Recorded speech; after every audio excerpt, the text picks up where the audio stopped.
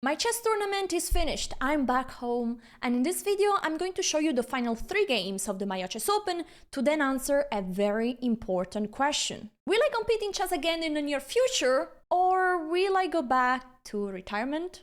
So, if there is one game that will make me want to quit chess for good, it will be the one I played in round 7.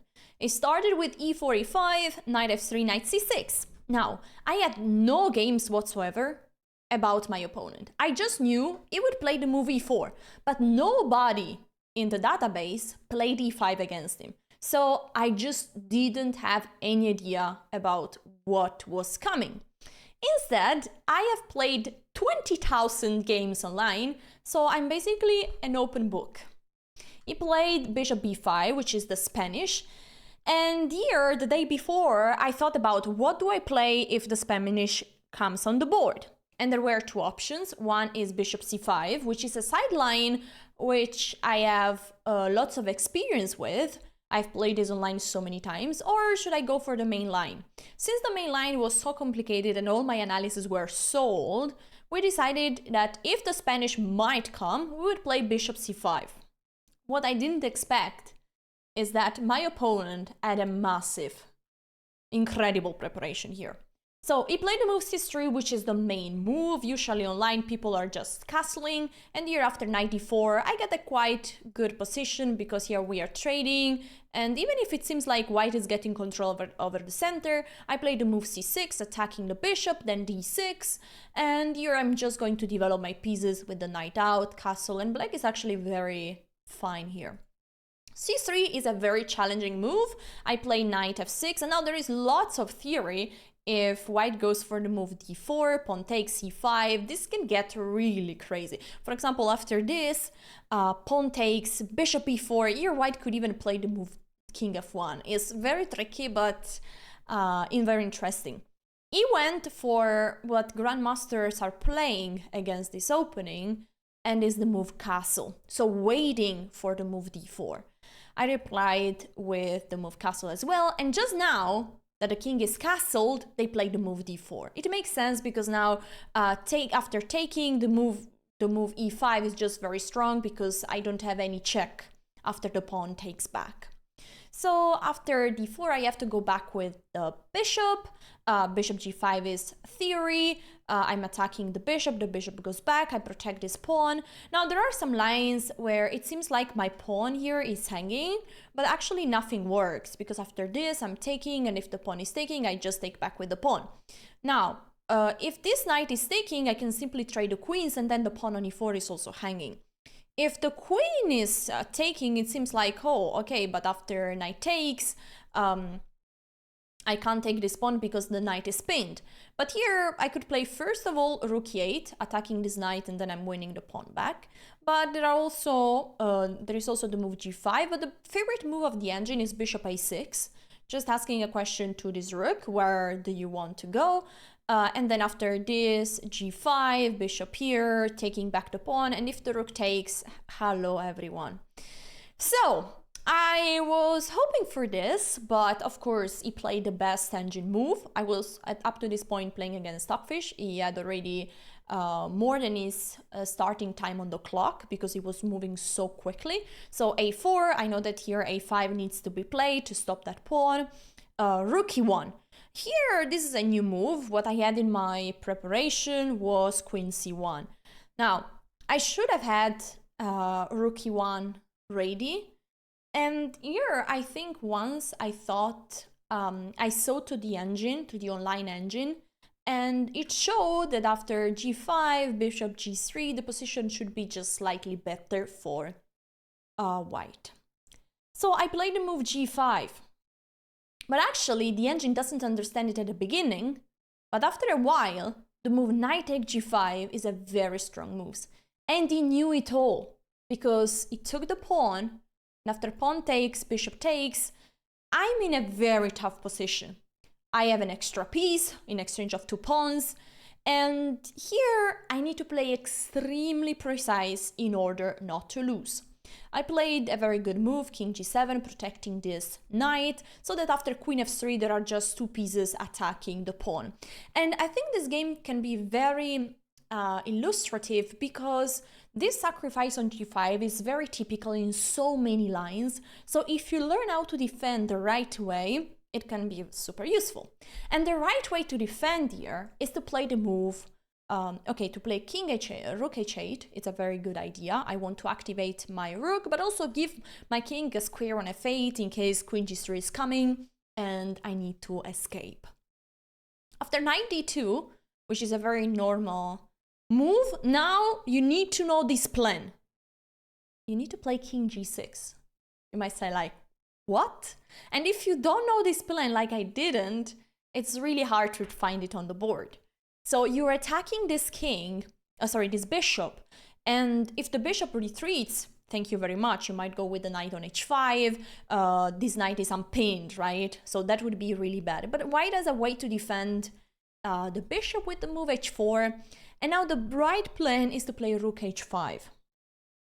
Why? Because at any point when the situation gets really dangerous, I can just sacrifice my rook, and after pawn takes, I will go either knight h5 or knight g4 or knight h7, and here actually the position should be all right. One more move that is very interesting is that, for example, after queen f3, I would play simply the move queen h8. Unpinning my knight, because if my opponent wants to go with the typical attacking moves like rook e3 and rook f3, after rook e3, okay, this is the best move, sorry, after rook e3, I have knight g4.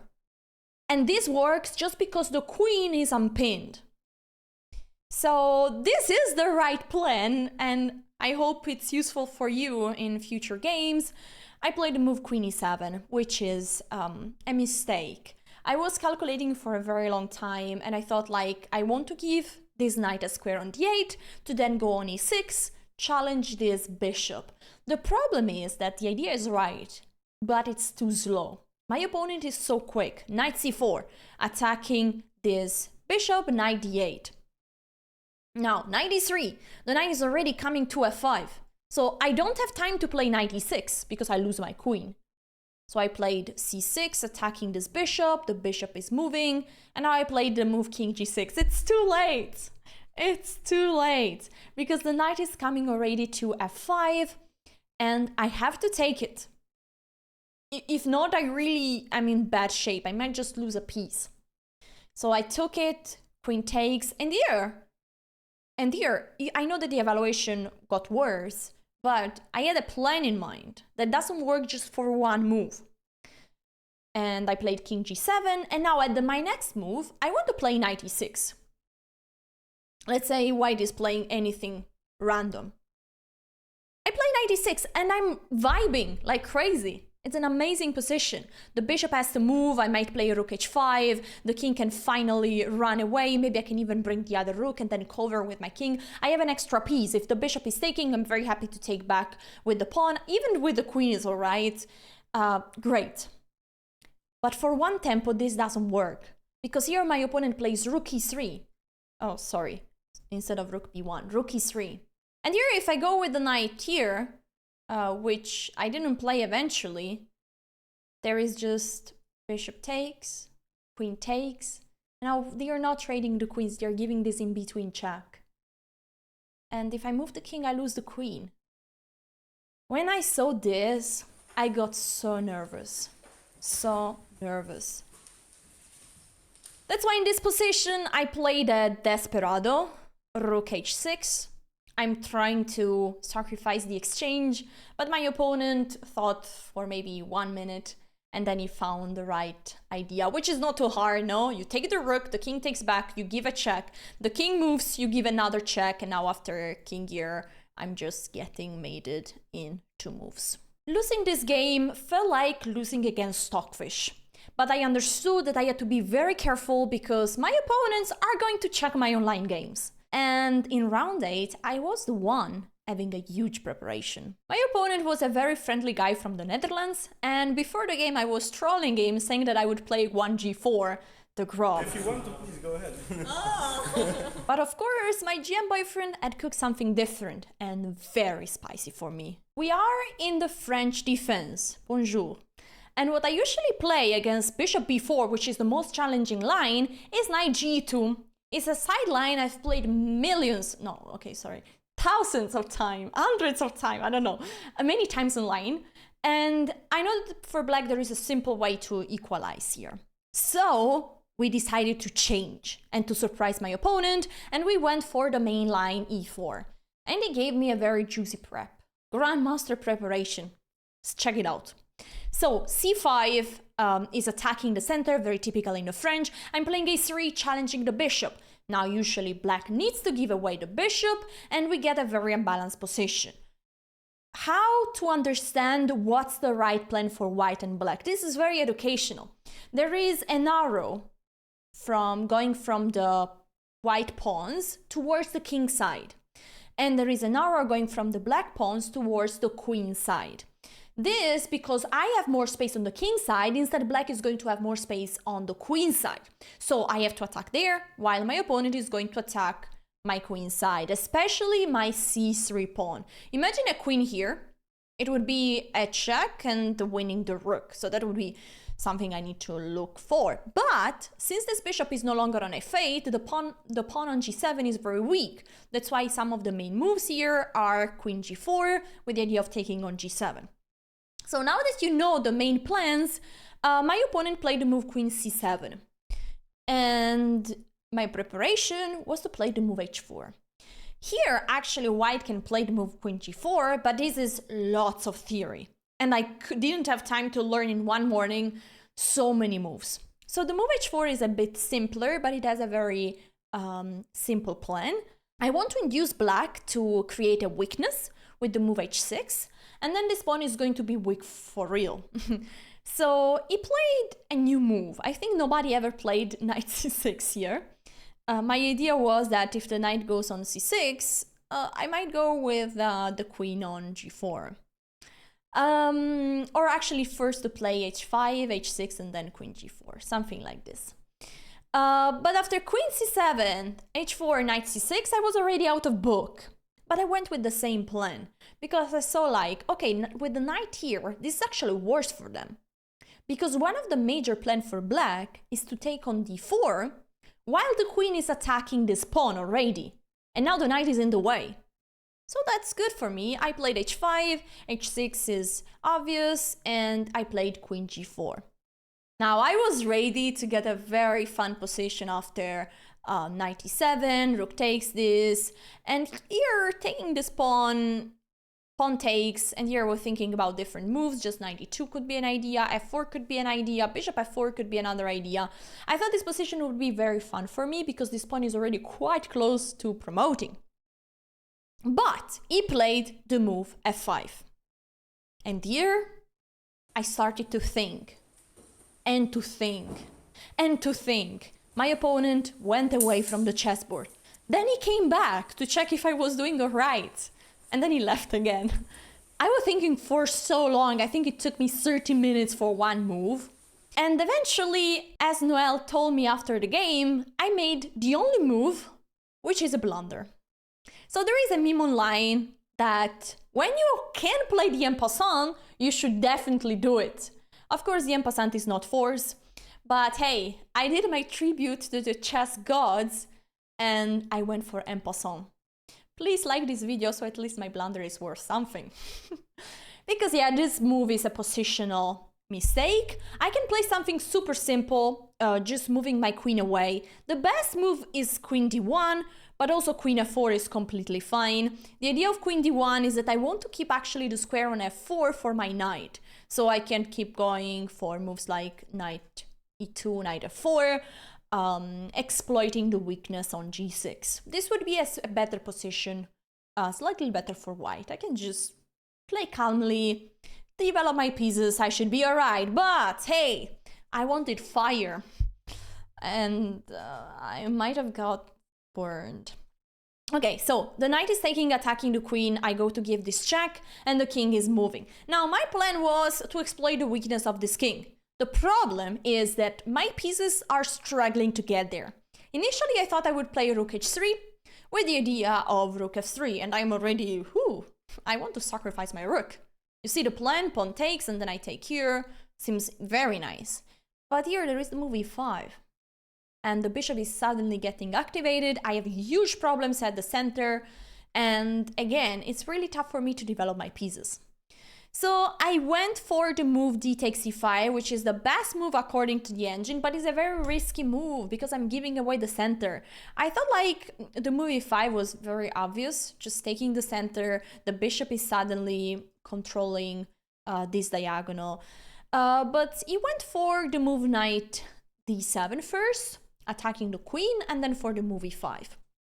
Now I have an extra pawn here, but I can't keep that pawn. I need to develop. I'm so late. You see, all my pieces are still at home. So I played bishop e2, which is the only piece I can develop, because if I go out with the knight, there is a fork. You see how hard it is for me to get out with my pieces. So now already bishop f5 is annoying, but he decided to take the bishop. I won a tempo developing another piece. The queen is moving again, and now it's a little bit annoying because this pawn is under attack and the move bishop f5 is coming, and then maybe, I don't know, d4. So I played bishop d2, protecting this pawn one more time and also giving my queen a few more squares. The queen goes back, and I went for the move c4, and I love this move. I think it's a very good decision because I'm trying to trade one of my weak pawns, because they're double pawns, for a central pawn of black. Plus, I'm activating this bishop. And this is something that you should do in every position in chess. Try to play with all your pieces, have them as active as possible. And I think the move c4 makes lots of sense here. I'm activating the bishop, trading a weak pawn for a strong pawn.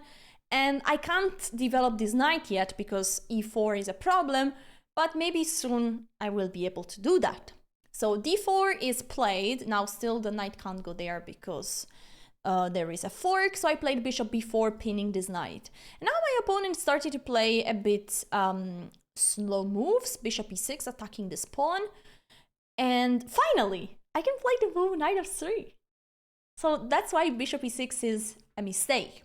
Because after e4, I'm going to take here, and oh no, my queen! There is a fork. I'm winning a piece, I'm taking the queen, and this is just amazing here. I'm also attacking the rook, so I'm just completely winning here.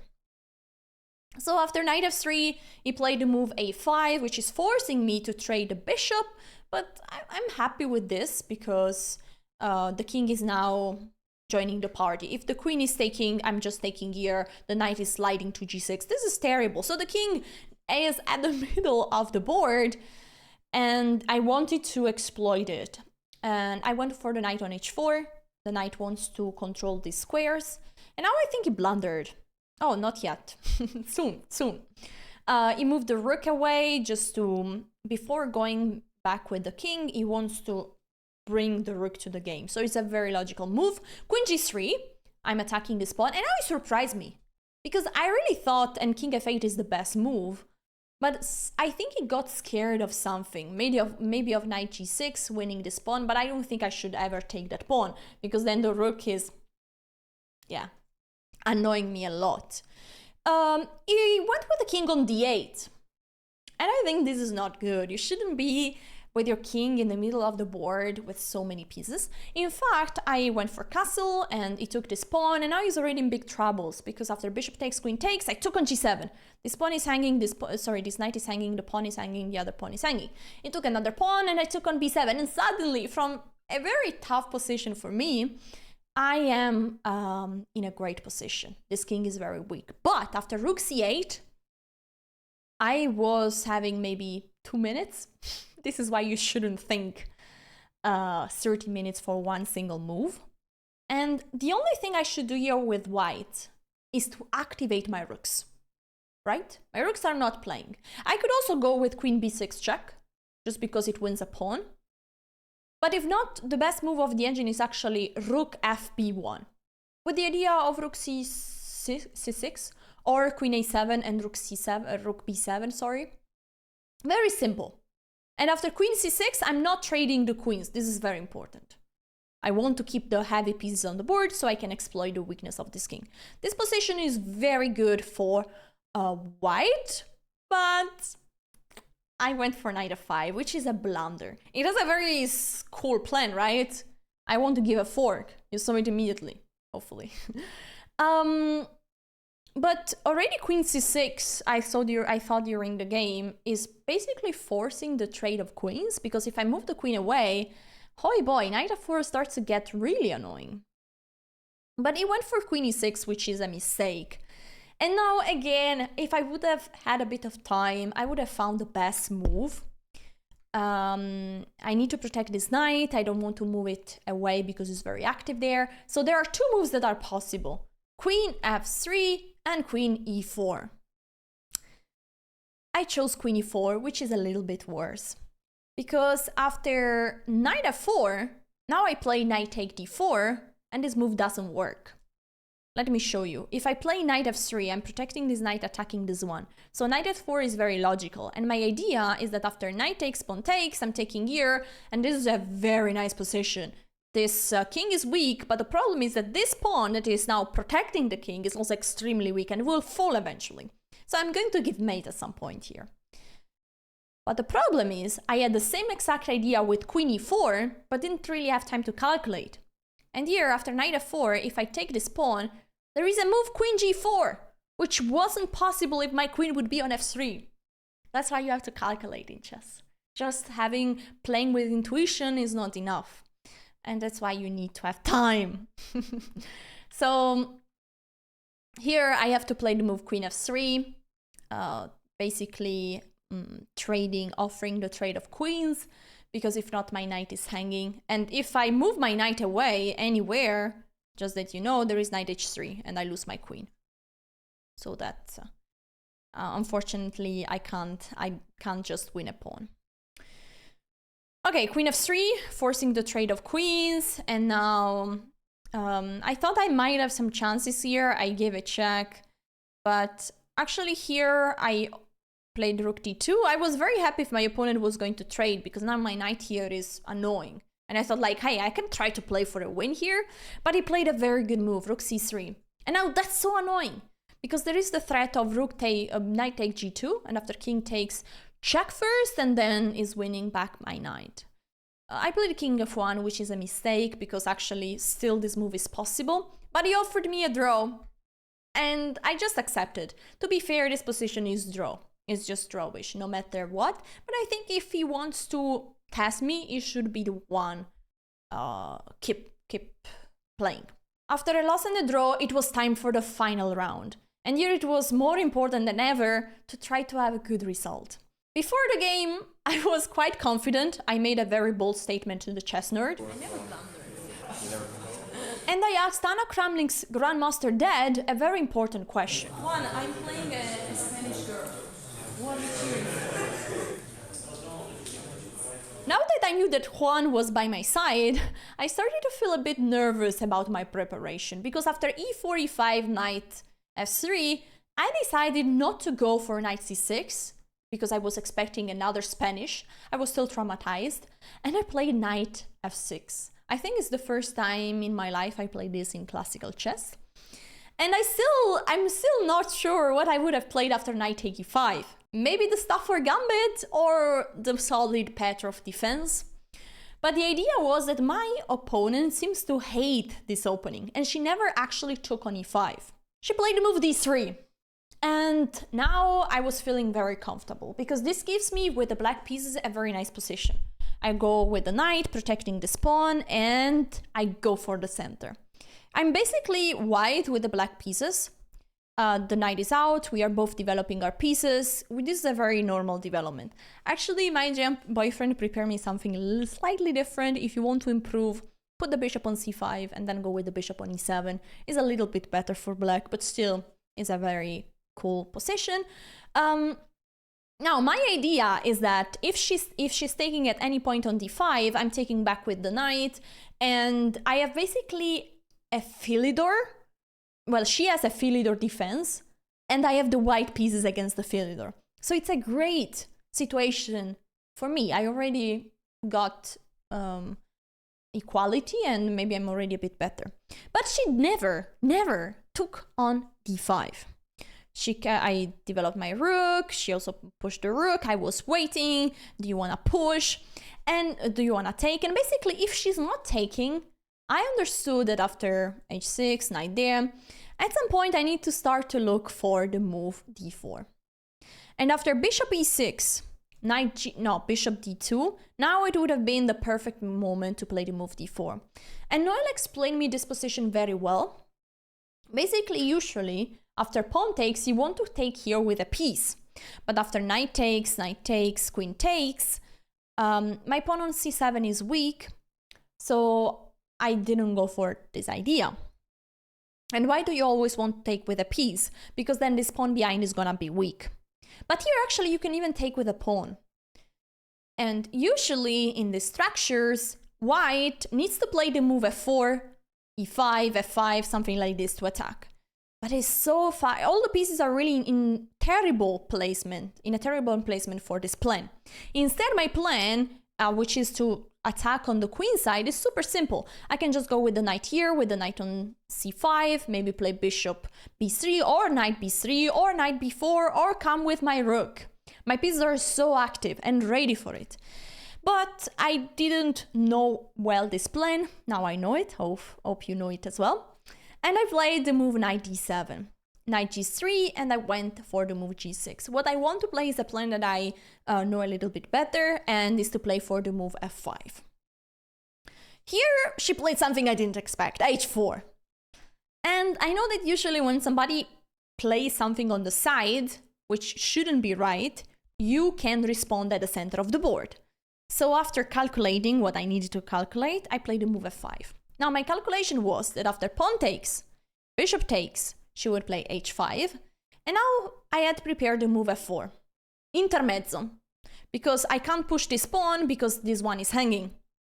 So I would play the intermezzo f4 to then keep going with my plan. The problem here is that after knight e4, my idea is positionally a mistake. I thought like taking here is a good idea, but I will tell you why this is wrong. Anyway, after the move h4 and f5, she played a different move order, which allowed me something super simple and super good. h5. No, sorry. h5. She played h5. And here, I have the chance to first take on e4. She has to take with the pawn. And I can play the move f4. What's the difference between this and the position that we saw before is that the pawn structure is exactly the same. I'm blocking all the white pieces with this pawn on e4, but I'm keeping the bishop, the light square bishop. Remember this. We will understand just in 20 moves why this is important. But my GM boyfriend knew that. Okay, so instead of this, here, okay, I was wrong, f5. I went for the move f4 immediately. And basically we got in the same exact position after pawn takes, bishop takes, knight here. And now I took this. Would have been much better to get the same exact position with a bishop here and the knight on g3. I took on h5, and my plan is to attack, which is a thing that I really like to do in chess. To attack this pawn, this king, and to try to give mate. But positionally, if I can't do that, I'm lost, because those pawns are very weak. The light squares are a disaster. Queen b3, this is what I was expecting, and already here, I have an only move. Because if I go with my king on h7, the queen is sliding on f7. Already you can see the weakness of the light squares. So I go on h8, avoiding this check. She takes the pawn. This wouldn't have happened if my bishop would have been on e6. But okay, I was ready to sacrifice this pawn. And here I have again an only move, which is rook e6. If I play queen f6, which is also seems like a good way to protect this knight, there is bishop b5. And I'm losing. If I move this knight, I lose this knight behind. And if I move it here, I lose the rook. And there is no way whatsoever to protect it with another piece. Because if the rook goes there, the rook is hanging. If the knight goes there, this rook is still hanging. So that would be terrible. But I saw this and I played the move rook e6. Sorry, rook e6. Again, we see why the light squares are so weak for me. So I went with the queen back, I brought the rook to g6, and now she played Well, she didn't play the move before, which I thought would have been a good plan to try push for, just to try creating some counterplay on the queen side. She played a slow move, the move queen d5. And here again, the plan is to slide on my light squares. And I can't let this happen. So I had again an only move to keep the position under control. And this queen e7, blocking this bishop. And here I was ready after bishop c4 to keep going with knight b6, or actually, no, sorry, actually first queen g7, attacking this pawn. And I had seen that knight h4 doesn't work. Why? Because bada boom, and the bishop is hanging. So this was my tactical trick, but she didn't play bishop f4 here. She rather went for the move rook d1, which is a mistake because this move is just too slow. White has no threats, and this rook is not doing nothing on the open file. I played knight b6 attacking the queen is moving, and I played queen f6. Now, even after bishop c1, you see an example of a good picture. This rook is on an open file, but can do nothing except for a good picture on the open file. It's not useful. The rook cannot go there, cannot go there, cannot go there, cannot go there, cannot go there. So white should have tried to play for the move b4 and start pushing those pawns.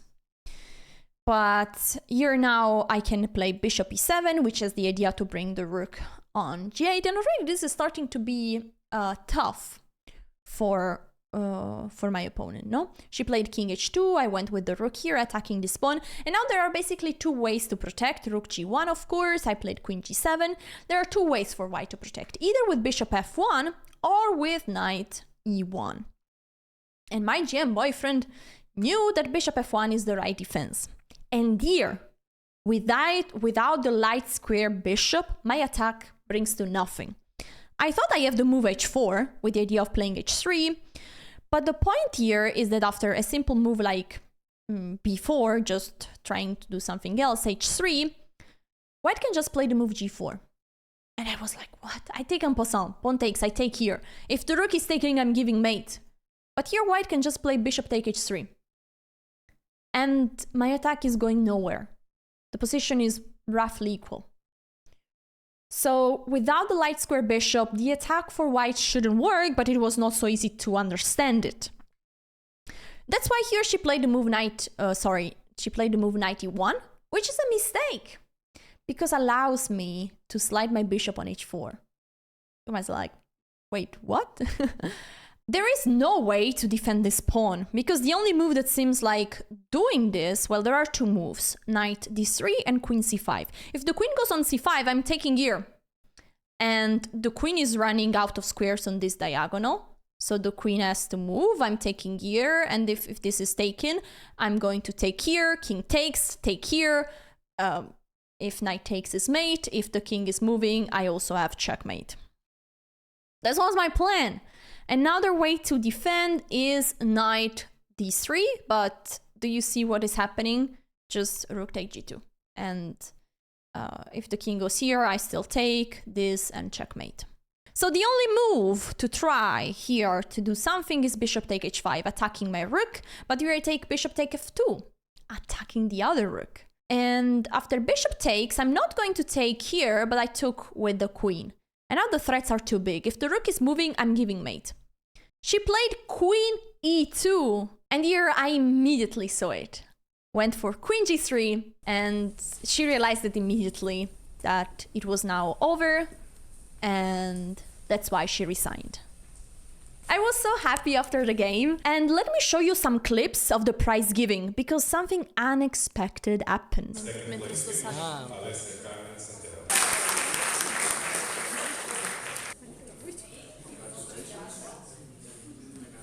We get drunk tonight, and also 100 euro.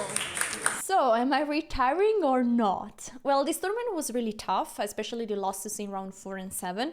I've lost 11 rating points, but also learned so many lessons. And remember, in chess, either you win or you learn. This tournament, I've learned a lot. In the next one, hopefully, I will also play better. If you want to see one tournament where I've already played better, this Bliss tournament, Ooh, was fire. Thank you so much for watching.